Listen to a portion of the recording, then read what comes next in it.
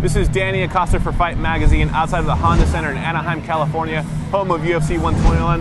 I'm joined by R.j. Clifford of 710 ESPN and Sirius Fight Club Radio. A lot of big fights on this card. First, let's talk about Tito Ortiz and Matt Hamill, the teacher versus student plotline. Tito Ortiz hasn't fought an opponent who hasn't held a UFC title since 2004 when he fought Patrick Cote. Do you think that Tito Ortiz has this fight? Well, that's a very good point, Danny. It was when people are saying, oh, he hasn't lost, he hasn't won a lot of fights in a long time. He's 0-3-1 in his last 4. It's all been to former champions. And even then when he loses, with the exception of Chuck Liddell, they've all been very competitive. So counting him out this early is going to be tough to do.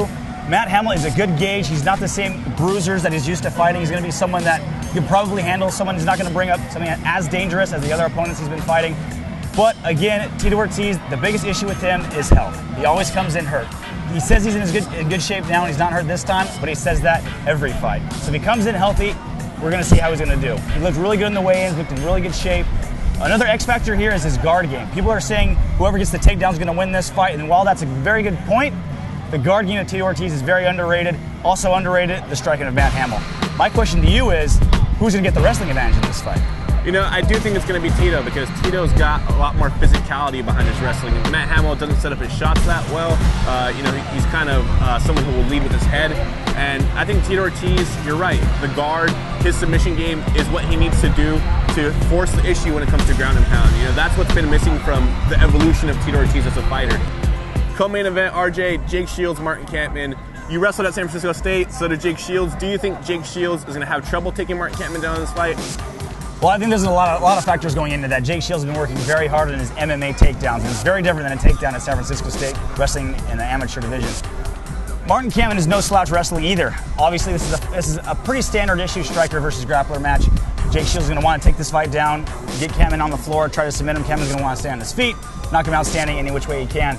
The bigger question here is if Jake gets Kampmann down, is he going to be able to submit him, or is Kampmann going to be able to have time to wear out the round, get back up to his feet, and win the fight standing?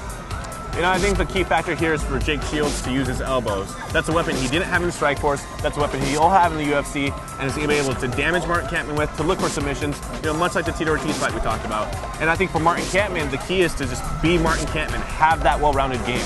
Moving on to the main event, Cain Velasquez and Brock Lesnar. It's the Aztec Warrior versus the Viking. Best Spike analogy TV. I've heard. Exactly, Spike TV's Deadliest Warrior. And so, do you think Cain Velasquez, his speed and his technique, will overcome Brock Lesnar's size in this fight? Well, Brock Lesnar's size and strength and his wrestling ability is almost like a hard one-punch knockout kind of guy who always has that ability to win no matter what. At any point in a fight, if you're a hard puncher, you can get a win. Brock Lesnar has that in his wrestling and his ground and pound. If he can take you down and hold you down, he can win any fight. And he needs to do that against Cain Velasquez. Cain Velasquez is a very crisp, good counter kickboxer. He's very good standing, but he's also a great scrambler. He's also a very good wrestler himself, being an Arizona State All-American. So it's going to be a very interesting clash between Brock Lesnar's ability to take him down and hold him down versus Cain Velasquez's ability to get up and fight it out. Now that's the big question to me is, can Cain Velasquez get out?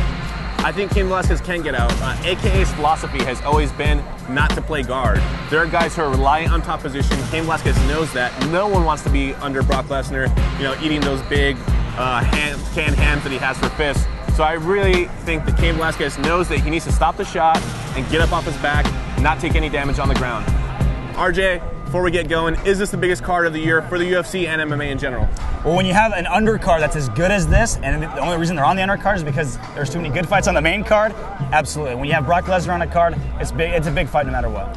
I agree. I think every UFC heavyweight fight will be bigger than the last. Shane Carver and Brock Lesnar, absolutely massive fight. Cain Velasquez, the first Mexican heavyweight champion plotline. Brock Lesnar, the baddest man on the planet. This is the biggest card of the year. RJ, thanks for joining me. You're Danny Acosta for Fight Magazine outside the Honda Center for UFC 121.